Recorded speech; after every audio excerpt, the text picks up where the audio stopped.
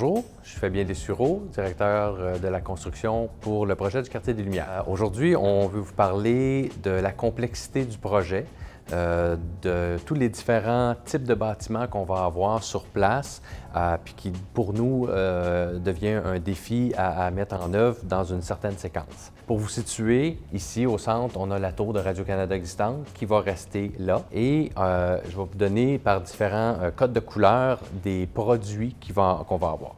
En premier lieu, on a des logements sociaux. On en a un premier ici. On va en avoir un deuxième là. Si je continue, dans la même séquence, un peu plus loin, on va avoir un autre logement social ici et un autre là. Donc, les logements sociaux, c'est un type de produit qu'on a. Et par la suite, on a aussi des immeubles qui sont à vocation résidentielle. Donc, du locatif que nous, on appelle. Alors, le locatif, on va avoir ici une tour là. Et par la suite, on va avoir et locatif dans le coin. Donc, ici, c'est de l'habitation.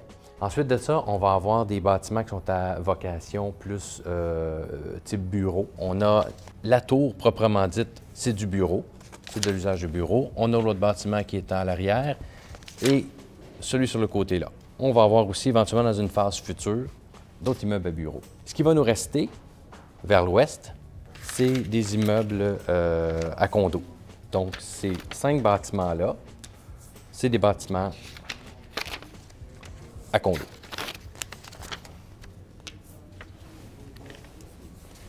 Voilà. Pour commencer le projet, la première chose pour nous qu'on a besoin en tant que propriétaire du site, c'est que les gens doivent quitter les lieux. Donc, Radio-Canada doit avoir déménagé.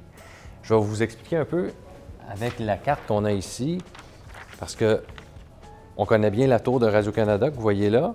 Puis on voit, souvent, on a tendance à oublier tout ce qui est à plat au sol, ce qu'on appelle l'une basilaire. Principalement, c'est les studios, les zones techniques au sous-sol qui sont là. Pour nous, cette partie-là vient jusque sur la ligne ici.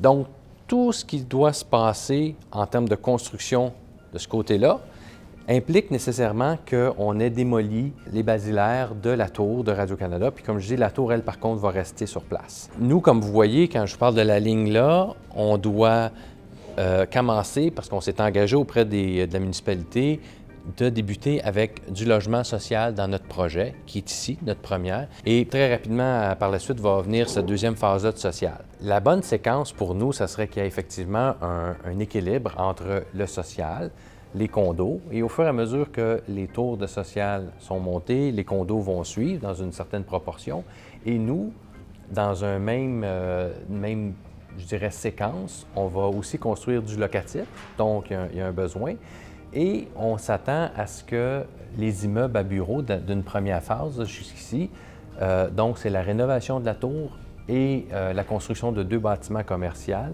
soient faites à peu près à l'intérieur des 3 premières années. Donc, en dedans de 3 ans, on va avoir 2 tours de social, au moins 2 tours de condo et des espaces à bureaux et du locatif de prêt. L'impact du report du déménagement de Radio-Canada, c'est que nous, dans notre engagement de monter le social en même temps que le condo, va subir un décalage, malheureusement. Donc, on va avoir une vitesse pas égale sur les 2 types de projets, malheureusement. En fait, la première chose qu'on va faire, c'est qu'on a un bâtiment administratif qu'on doit installer sur le terrain. C'est un petit bâtiment qui ne requiert pas de démolition ni de prendre de l'espace utilisable. Fait que c'est la première chose qui va se faire bientôt, ce bâtiment-là administratif.